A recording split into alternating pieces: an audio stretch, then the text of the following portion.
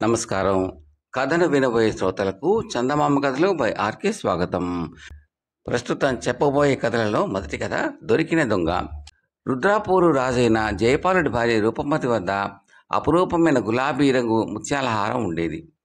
ఆమె దాన్ని ఎల్లప్పుడూ ధరించి నిద్రపోయేటప్పుడు తన తల దిండు కింద పెట్టుకుని నిద్రపోయేది. అది అంటే ఆమెకు పంచప్రాణాలు, అమితమైన అభిమానమును. జయపాలుడు అదృష్టవంతుడు. అతని భార్య రూపమతి అందగత్తె. వారి కొడుకు శక్తిపాలుడు 10 ఏళ్లవాడు. వాడు కూడా అందగాడే. అతని ప్రజలు రాజంటే చాలా అభిమానం కలవారు. రాజ్యం చాలా సుభిక్షమైనది. ఒకనాడు జయపాలుడు సపరివారంగా వేటకు వెళ్ళాడు. ఆ రోజు అతని కష్టాలు ఆరంభమయ్యాయి. మధ్యాహ్నం దాకా వేట చక్కగా సాగింది.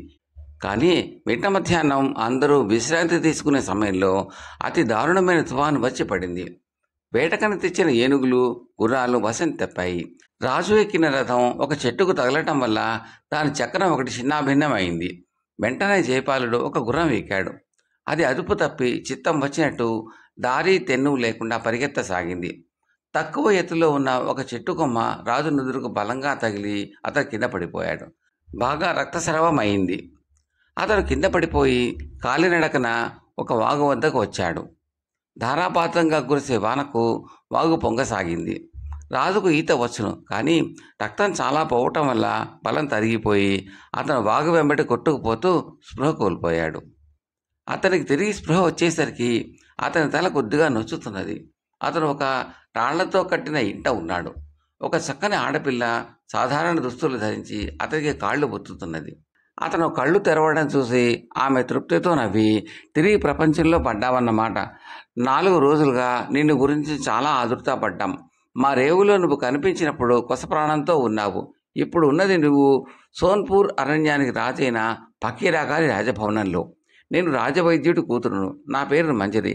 నువ్వు పూర్తిగా కోలుకోవటానికి కనీసం మరొక నెల పడుతుంది. మా తండ్రి ఇచ్చే వనమూలికలతో నీ ఆరోగ్యం చక్కబడుతుంది. నీకు కావలసింది చూడటానికి నేను అహర్నిశలు నీ వద్దే ఉంటాను. ఏ కారణ చేతనో నేను చూసిన క్షణంలోనే నా మనసు నీకు వశమైంది. అందుచేత నీ సపర్యలు నేనే స్వయంగా చూస్తున్నాను. కానీ నువ్వు ఎవరో మాకు తెలియలేదు. నువ్వు ఎవరో, నీ పేరు ఏమిటో తెలిసినట్టయితే నీ దగ్గర వాళ్లకు తెలిపి ఉండేవాళ్ళం అన్నది. ఇంతలో మంజరి తండ్రి ఫకీరా రాజు వచ్చారు. నిన్ను చూస్తే మంచి వంశానికి చెందినవాడివని గ్రహించాం. నువ్వు ఎవరో చెబితే నిన్ను మీ ఇంటికి చేర్చుతాం అన్నాడు ఫకీరా రాజు. తన అసలు వివరాలు ఇవ్వటం అపాయకరమని శంకించిన జయపాలుడు, మా తండ్రి విక్రమపూరుకు చెందిన ఒక వర్తకుడు. నేను పని మీద పోతూ దారిలో ఉపద్రవానికి గురయ్యాను అన్నాడు. వాళ్ళు అతని మాటలు నమ్మారు. మంజరి రోజు రోజుకు అతనికి మరింత సన్నిహితురాలు అవుతూ వచ్చింది. ఆమె చేసే సేవలకు అతని హృదయం కృతజ్ఞతతో నిండిపోయింది. ఆమె రుణం ఎలా తీర్చుకోవాలో అతనికి తెలియలేదు. తాను ఇక్కడి నుంచి తప్పించుకుపోవాలంటే తనకు సహాయపడగలది మంజరి ఒక్కతే. ఆమె అతన్ని గాఢంగా ప్రేమించినట్టు అనేక నిదర్శనాలు కనపడినాయి. అయితే తాను తప్పించుకుపోయినాక మంజరి అపాయానికి గురి అవుతుంది. మంజరికి అభ్యంతరం లేని పక్షంలో అతను ఆమెను తన వెంట రుద్రపురానికి తీసుకుని పోవాలి. తాము వివాహం ఆడటానికి రూపమతి పరిస్థితులను పాటించి అభ్యంతరం చెప్పదు. జయపాలుడు స్వస్థుడయ్యాక మంజరితో, నాకు వేరే జీవితం ఉంది. ఇక్కడ మీ జీవితంలో కలవటం నాకు సాధ్యం కాదు. నేను వెళ్ళిపోవాలి. అందుకు నీ సహాయం కావాలి. నేను వెళ్ళిపోయాక నింద నీపై మోపుతారు. నీకు ఎలాంటి శిక్ష పడుతుందో నాకు తెలియదు అన్నాడు. ఏముంది, నన్ను చిత్రవత చేస్తారు. అయితే ఆ శిక్షను నేను సంతోషంగా అనుభవిస్తాను. నేను నిన్ను ప్రేమించాను. నువ్వు నీ వాళ్లతో సుఖంగా ఉండటమే నాకు కావలసినది అన్నది మంజరి. నేను పశువును కాను. నువ్వు నన్ను ప్రేమిస్తే నేను నిన్ను ప్రేమిస్తున్నాను. నువ్వు కూడా నా వెంట మా దేశానికి రా. నా పెద్ద భార్య అనుమతితో మా ఆచార ప్రకారం నేను నిన్ను పెళ్లాడతాను. నీకు సమ్మతమేనా మంజరి అని జయపాలుడు అడిగాడు. అందుకు మంజరి సంతోషంగా ఒప్పుకున్నది. ఒక చీకటి రాత్రి ఇద్దరూ బయలుదేరారు. వాళ్ళు శ్రమపడి ప్రయాణం చేసి రుద్రపురం చేరిన మీదట జయపాలుడు, నీతో ఇంతకాలము చెప్పనందుకు క్షమించు మంజరి. నేను ఈ రుద్రపురానికి రాజును అన్నాడు. ఈ మాట వినగానే మంజరి, తెలియక నేను ఏదైనా అపచారం చేసి ఉంటే క్షమించండి అన్నది. రూపమతి అయిష్టంగానే అనుమతించిన మీదట జయపాలుడికి మంజరికి వివాహం జరిగింది. మంజరి నాగరిక పద్ధతితో తెలిసినది. రాజభవనంలో ఆమె అందరినీ ఆదరంతో చూసింది. రాజు కొడుకు శక్తిపాలుడు కూడా ఆమెకు చాలా మాలిమయ్యాడు. ఆమె అతన్ని తన సొంత కొడుకులాగా చూసుకోసాగింది. తన స్థాయి కన్నా రాజభవనంలో మంజరి స్థాయి పెరిగిపోవటం చూసి రూపమతి అసూయతో రగిలిపోసాగింది. ఒకరోజు ఆమె నిద్రలేసుకుని తన ముత్యాల హారం ఎవరో తీశారని ఆందోళన లేవదీసింది. ఆ నేరం ఎలాగైనా మంజరి మీదికి తోయాలని ఆమె ఉద్దేశం. రాణి హారం పోయిందనగానే కాపలా వాళ్ళు కంగారు పడ్డారు. కానీ మంజరి, నేను ఆ దొంగను పట్టేస్తాను. నేను అడవి నుంచి వచ్చినదాన్ని కదా, మాకు అనేక మంత్రశక్తులున్నాయి. దొంగను పట్టుకునే ముందు ఇవాళే సాయంత్రం నా మంత్రశక్తులు ప్రదర్శిస్తాను. అందరూ రాజభవనం చావడిలోకి రావాలి అన్నది. ఆ రోజు మధ్యాహ్నం ఆమె తన భర్తకి ఒక పథకం చెప్పింది. సాయంత్రం చావడెంత జనంతో నిండిపోయింది. కళ్ళకు గంతలు కట్టుకుని మంజరి అక్కడికి వచ్చింది.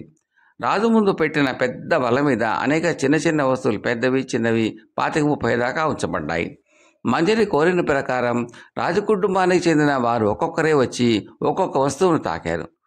వస్తువును ఎవరైనా తాకినప్పుడు మంజరి, తాకిన వస్తువు ఏది? కోడిగుడ్డ, గొడుగా, లోటానా అని అడిగాడు. లోటా అన్నది మంజరి. అది నిజమే. మరొకసారి మంజరి, తాకిన వస్తువు ఏది?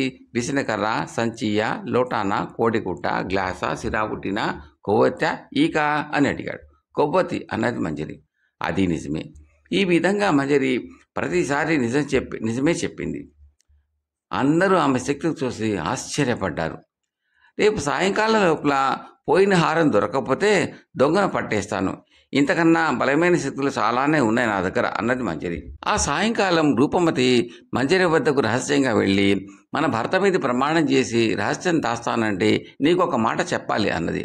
అలాగే ప్రమాణం చేస్తాను, చెప్పు అన్నది మంజరి. నన్ను క్షమించు సోదరి, నేనే ఆ దొంగను. అసూయ కొద్దీ నీ మీద దొంగతనం మోపాలని చూశాను. నా తప్పు తెలిసి వచ్చింది. ఇలాంటి దొడ్డబుద్ధి గల మనిషి మీద అసూయ పడడం అవివేకం అన్నది రూపమతి. ఇద్దరూ కౌగిలించుకొని ఆనంద బాష్పాలు రాల్చారు. మంజరి చేసిన ఇంద్రజాలానికి ఆధారం ఏమిటి? ఎవరన్నా ఒక వస్తువును తాకినప్పుడు రాజు ఆ వస్తువులను పేర్కొంటూ అసలు వస్తువు పేరు చెప్పే ముందు ఒక నల్లని వస్తువు పేరు చెప్పేటట్టుగా ఏర్పాటు ముందుగా జరిగింది.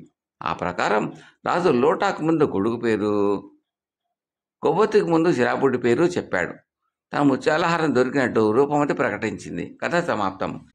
రెండవ కథ బహుమతి. చలమయ్య తన కోసం డబ్బు ఖర్చు పెట్టుకునేవాడే గాని ఇతరుల కోసం కానీ ఖర్చు చేయాలంటే అతని ప్రాణం విలవిల్లాడిపోయేది. ముఖ్యంగా ఎవరింటనైనా ఏ శుభకార్యానికైనా పిలిస్తే వాళ్ళు ఎంత దగ్గర వాళ్ళైనా సరే కట్నాలు కానుకలు ఇవ్వవలసి వస్తుందని తాను వెళ్ళక తన భార్యను పిల్లలను మాత్రమే పంపేవాడు. చలమయ్య రాలేదేమీ అని ఎవరైనా అడిగితే అతని భార్య బహుమతి కొనుక్కు రావడానికి వెళ్ళారు, ఈ పాటికి వస్తూనే ఉంటారు అనేది. అక్కర ముగిసినా కూడా అతని జాడ ఉండేది కాదు. అతని భార్య ఈ మనిషికి ఎప్పుడూ తాత్సారమే అని విసుగు నటిస్తూ పిల్లలతో సహా భోజనం ఇచ్చేసి భర్తకి పిండి వంటలు మూట కట్టుకుని ఇంటికి వెళ్ళిపోయేది. ఇదంతా నాటకం అని అందరికీ తెలుసు. అందుకే అందరూ ప్రత్యక్షంగానూ పరోక్షంగానూ చలమయ్యను వేళాకోళం చేసేవారు. ఇలా ఉండగా చలమయ్య అప్తమిత్రుడి కూతురు పెళ్లి వచ్చింది. ఈసారి చలమయ్య తప్పించుకోలేడు. భార్యను పిల్లలను పంపటానికి బంధువులలో పెళ్లి కాదు. మా స్నేహితుడు 2 రోజుల ముందైనా వచ్చి పెళ్లి పనిలో సహాయపడమంటున్నాడు. కనీసం పెళ్లి వేళకైనా వెళ్ళకపోతే బాగుండదు, కానీ కానుక ఏదైనా ఇవ్వాల్సి ఉంటుంది, ఎలాగా అని భార్యను సలహా అడిగాడు. ఒట్టి మట్టిపురవి ఖాళీ పెట్టెకు రంగు కాగితాలు చుట్టూ తీసుకుపోయిస్తే సరిపోలా? ఆ పెళ్లి హడావుడిలో ఎవరేమి ఇచ్చారో ఎవరికి తెలుస్తుంది? మీరు ఇచ్చారన్నదే అందరికీ తెలుస్తుంది అన్నది చలమయ్య భార్య. ఈ ఆలోచన చలమయ్యకు బాగా నచ్చింది. పెళ్లికి బయలుదేరిపోతూ అతను ఒక అట్టపెట్టె నిండా ఏవో ఆకులు దూసి కుక్కి వాటి మధ్య ఒక మల్లెపువ్వు పెట్టి పెట్టెకు పైన రంగు కాగితాలు చుట్టి గొప్పగా తీసుకుని అప్తమిత్రుడి కూతురు పెళ్లికి బయలుదేరాడు. అయితే చలమయ్య భార్య అనుకున్నట్టు జరగలేదు. ఎన్నడూ ఏ పెళ్లికి వెళ్ళని చలమయ్య మీద, అతని చేతిలో ఉన్న అట్టపెట్టె మీద అందరి కళ్ళు పడ్డాయి. చలమయ్య పెళ్లి కానుక ఇవ్వడం గొప్ప వింత కదా మరి. చదివింపులు అయినాక అందరూ భోజనాలకు కూర్చున్నారు. పెద్ద బరువు దించేసుకున్న వాడలే చలమయ్య విశ్రమంతో కూర్చున్నాడు. ఇప్పుడున్న స్థితిలో లడ్డూల వాసన అతనికి ఎంతో బాగున్నట్టు తోచింది. అతను ఉత్సాహంగా పక్కన ఉన్న వాళ్ళతో మాట్లాడసాగాడు. చలమయ్య పంక్తిని కూర్చున్న మరొక స్నేహితుడు నలుగురు వినేటట్టుగా, చలమయ్య ఇంత మంచి బహుమతి ఇస్తాడని మాటని తెలిస్తే నా కూతురు పెళ్ళి ఏనాడో చేసి ఉందును అన్నాడు చలోక్తిగా. లడ్డూ తినబోతున్న చలమయ్యకు చప్పున ఒళ్ళు చల్లబడ్డట్టయింది. ఈ స్నేహితుడు తాను తెచ్చిన పెట్టి తెరిచి చూశాడన్నమాట. చలమయ్యకు తల కొట్టేసినట్టయింది. ఈ ఆలోచన చెప్పిన తన భార్య మీద పీకల దాకా కోపం వచ్చింది. చలమయ్య ఏం బహుమతి తెచ్చాడేమిటి అని ఒకరిద్దరు కుతూహలంగా అడిగారు. ఉండండి, తెచ్చి చూపిస్తాను అంటూ ఆ స్నేహితుడు లేచి వెళ్ళి చలమయ్య ఇచ్చిన పెట్టెతో సహా తిరిగి వచ్చాడు. చలమయ్య ముఖంలో కత్తివేటు నెత్తురు చొక్కలేదు. అందరి ముందు తన పరువు పోబోతున్నది. అందరూ తనను ఛీ అంటారు. ఇలా 10 మందిలో అవమానం పొందే కన్నా పెళ్లికి రాకపోయినా బాగుండేది. చలమయ్యకు తన చేతిలో ఉన్న లడ్డు ఈసారి చెడ్డవాసన కొడుతున్నట్టు తోచింది. చూడండి, చలమయ్య పెళ్లి కూతురికి ఎంత ఖరీదైన వజ్రటుంగరం బహుమతి చేశాడో అంటూ స్నేహితుడు గారడీ చేసేవాడిలాగా పెట్టెలో నుంచి ఉంగరం పైకి తీసి దాన్ని ఒకరొకరికే చూపించసాగాడు. చలమయ్య తన కడుపులోంచి తన్నుకోసిన ఆర్తనాదాన్ని బలవంతాన ఆపుకున్నాడు. అది తన చేతి ఉంగరమే. ఆకులు దూసినప్పుడు వేలి నుంచి వచ్చేసి ఆకులతో పాటు పెట్టెలో చేది ఉంటుంది. తాను గమనించనేలేదు. తాను నష్టపోయిన విచారం వెనువెంటనే తన పెళ్లికి వచ్చిన 10 మందిలోనూ అంత పెద్ద అవమానం కొద్దిలో తప్పినందుకు చలమయ్యకు ఎక్కడలేని సంతోషమే కలిగింది. కథ సమాప్తం. 3వ కథ, లోభి పగటి వేషగాడు. ఆ ఊర్లో గురవయ్య పెద్ద ధనవంతుడు, కానీ పరమలోభి. ఒకసారి ఆ ఊరికి పగటి వేషగాడు వచ్చి సన్యాసి వేషంలో ఉండి భవతి భిక్షాందేహి అంటూ గురవయ్య ఇంటి ముందుకు వచ్చాడు. ఈ మాటలు గురవయ్యకు కర్ణ కఠోరంగా వినిపించాయి. అతను బయటికి వచ్చి సన్యాసిని ఎగాదిగా చూసి, నీకేమైందిరా, కుంటివాడివా గుడ్డివాడివా అంటూ తలుపులు మూసుకున్నాడు. మర్నాడు వేషగాడు గుడ్డివాడి వేషం వేసుకుని, అమ్మా గుడ్డివాడి దానం చేయండి అంటూ గురవయ్య ఇంటి ముందుకు వచ్చాడు. వాడిని చూసి గురవయ్య మండిపడి, ఏంరా బిచ్చమెత్తడానికి నువ్వేమైనా కుంటివాడివా మూగవాడివా, పోరా పో అన్నాడు. 3వ నాడు వేషగాడు మూగవాడుగా నటించి గంట వాయిస్తూ వచ్చాడు. గురవయ్య వాడిని చూసి, నీకేమైందిరా అన్నాడు. వేషగాడు నోరు తెచ్చి మూగవాడిని అన్నట్టు అభినయించాడు. మూగవాడివా, అయితే ఏమి, కాళ్ళు చేతులు సరిగ్గా ఉన్నాయే, పని చేసుకోరాదు అంటూ తలుపు వేసుకున్నాడు గురవయ్య. మర్నాడు ఉదయం గురవయ్య భార్యకు వంటింట్లో పాము కనిపించింది. ఆమె పరిగెత్తుకుంటూ అరుగు మీద కూర్చున్న భర్త వద్దకు వెళ్ళి, అమ్మయ్యో పాము, నాగుపాము అని అరిచింది. గురవయ్య చప్పున లోపలికి వెళ్ళి కుండల నడుమ తిరుగుతున్న పామును చూసి పాము పాము అని కేకలు పెడుతూ బయటికి వెళ్ళాడు. ఇరుగు పొరుగు వాళ్ళు చేరి, పాము ఎక్కడా, ఏ గదిలో, ఏ జాతి పాము, ఏ రంగు, చిన్నదా పెద్దదా అని చొప్పదంటు ప్రశ్నలు వేశారు. కానీ సాహసించి ఎవరూ ఇంట్లోకి వెళ్ళలేదు. ఇంతలో అటుగా ఒక పాములవాడు వచ్చాడు. గురవయ్యకు ప్రాణం లేచి వచ్చింది. అతను ముఖం మీద చెమట తుడుచుకుంటూ, అబ్బి వంటింట్లో నాగుపాము చేరిందిరా, దాన్ని పట్టుకుని మమ్మల్ని కాపాడు అన్నాడు. నాగుపామా, కనబడుతున్నదా అని పాములవాడు అడిగాడు. లేదు బాబు, కనిపించటం లేదు, అది ఎక్కడో దూరింది అన్నాడు గురవయ్య. అయితే కష్టమే, నాగుపాము పగ 12 ఏళ్ళు అంటారు, ఒక దెబ్బకు చంపకపోతే చాలా ప్రమాదం అన్నాడు పాములవాడు. నువ్వే అలా అంటే మాబోటి వాళ్ళ గతి ఏం కాను, నీ శ్రమ ఉంచుకోనులే అన్నాడు గురవయ్య దీనంగా. 100 రూపాయలకు బేరమాడి పాములవాడు వంటింట్లోకి వెళ్ళి ఇల్లంతా వెతికాడు. పాము కనబడలేదు. వాడు నాగస్వరం ఊదేసరికి గోడ కన్నంలోంచి పాము బయటికి వచ్చి ఆరటం ప్రారంభించింది. పాములవాడు తటాలను దాని మెడ పట్టుకుని దాన్ని బుట్టలోకి పంపించి బుట్ట మూత నొక్కాడు. గురవయ్యకు పోయిన ప్రాణం తిరిగి వచ్చినట్టయింది. కానీ 100 రూపాయలు పాములవాడికి ఇచ్చేటప్పుడు ఆ ప్రాణం మళ్ళీ పోయినంత పని అయింది. పాములవాడు ఆ డబ్బు తీసుకుని గురవయ్యను పొగుడుతూ వెళ్ళిపోయాడు. తీరా విచారిస్తే ఆ పాములవాడు పగటి వేషగాడేనని, తన పెంపుడు పామును వాడే గురవయ్య ఇంట్లోకి పంపకం చేశాడని బయటపడింది. గురవయ్యకు అమితమైన ఆగ్రహం వచ్చింది. అతను గ్రామాధికారి వద్దకు వెళ్ళి పగటి వేషగాడు తనను మోసగించాడని, తన డబ్బు తనకు తిరిగి ఇప్పించవలసిందని కోరాడు. గ్రామాధికారి పగటి వేషగాడిని పిలిపించి అడిగాడు. వాడు జరిగిందంతా చెప్పి, గురవయ్య లాంటి సంపన్నులే మాలాంటి కళాకారులను ఆదుకోకపోతే మా గతి ఏం కాను, మీరే చెప్పండి అన్నాడు. నీవు కళను ప్రదర్శించి బహుమానం పొందితే ఆక్షేపణ ఉండదు, కానీ నువ్వు గురవయ్య గారిని మోసగించావు, ఆయన సొమ్ము ఆయన తిరిగి ఇచ్చేయి అన్నాడు గ్రామాధికారి. పగటి వేషగాడు గురవయ్యకు 100 రూపాయలు తిరిగి ఇచ్చేశాడు. గ్రామాధికారి గురవయ్యతో, కాయలు ఉన్న చెట్టుని రాళ్లతో కొడతారు, ఉన్నవాడిని లేనివాడు పీడిస్తాడు. పొట్ట చేత పట్టుకుని వాడు వచ్చాడు. మీలాంటి వాళ్ళు వాడికి దానం చేయటం ధర్మం. వాడికి ఒక 25 రూపాయలు ఇవ్వండి అన్నాడు. గురవయ్య పకటి వేషగాడికి 25 రూపాయలు ఇవ్వటమే కాక వాడు నేర్పిన గుణపాఠంతో తన లోభిత్వాన్ని క్రమంగా మానుకున్నాడు. కథ సమాప్తం. 4వ కథ సమానం. కామయ్య సోమయ్య ఇరుగు పొరుగు వారు. కామయ్య లక్షాధికారి, సోమయ్య నిరుపేద. కామయ్యకు డబ్బు ఉన్నా పిల్లలు లేరు. సోమయ్యకు తన పేదరికానికి తోడు 4 కొడుకులు.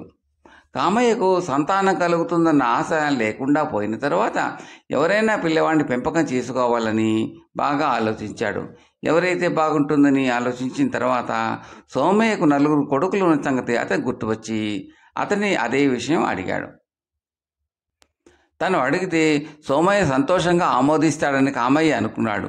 కానీ సోమయ్య తన పిల్లల్లో ఒక్కడిని కూడా కామయ్యకు దత్తు ఇయ్యటానికి ఒప్పుకోలేదు. ఎందుకు సోమయ్య, నీ కొడుకులలో ఒకడు లక్షాధికారి అయి భోగభాగ్యాలతో తొలతొగడం నీకు ఇష్టం లేదా అని కామయ్య అడిగాడు. ఇష్టం లేదు. ఎందుకంటే నా కొడుకులు అందరూ నా రక్తం పంచుకు పుట్టిన వాళ్లే. అందులో ఒకడు లక్షాధికారి అయి మిగిలిన 3 పేదగా ఉండిపోవటం నాకు ఇష్టం లేదు. నా శక్తి మేరకు వాళ్ళని సమంగా పెంచి పోషిస్తాను. ఆ తర్వాత అంతా దైవకృప అన్నాడు సోమయ్య. కథ సమాప్తం. తర్వాతి కథ సజాతి విజాతి. ఒక ఊళ్ళో కంసాలి దుకాణము, కమ్మరి దుకాణము పక్క పక్కనే ఉండేవి. ఒకరోజు కంసాలి బంగారాన్ని చిన్న సూత్రతో కొడుతూ ఉండగా ఒక బంగారు రేణువు వచ్చి కమ్మరి దుకాణంలో పడింది. బంగారు రేణువు పడిన చోట ఇనప రేణువు కూడా ఉన్నది. అది బంగారు రేణువుతో, ఏం చెల్లి, నీ దుకాణం వదిలి ఇలా వచ్చావు అని అడిగింది. ఏం చెప్పమంటావు, నన్ను మూసలు వేసి కాల్చి సుత్తితో బాతున్నారు. ఆ దెబ్బకు తట్టుకోలేక ఇలా ఎగిరి వచ్చి పడ్డాను. అంతకన్నా బాధించేది ఏమిటంటే నేను దెబ్బలు తినేది నా జాతివాడి చేత కాదు, మరో జాతివాడి చేత అన్నది బంగారు రేణువు. నామరేవుడితో చెప్పుకోను, నన్ను ఉన్న పళంగానే కణకణ మండి కొలింబులో వేసి కాల్చి ఇంకా వేడైనా తగ్గకముందే సమ్మెడితో చావు దెబ్బలు కొడతారు. ఆ కొట్టేది మరో జాతివాడైతే సరిపెట్టుకుందు, కానీ నా జాతివాడే నన్ను హూనం చేసేస్తాడు అన్నది ఇనప రేణువు. కథ సమాప్తం.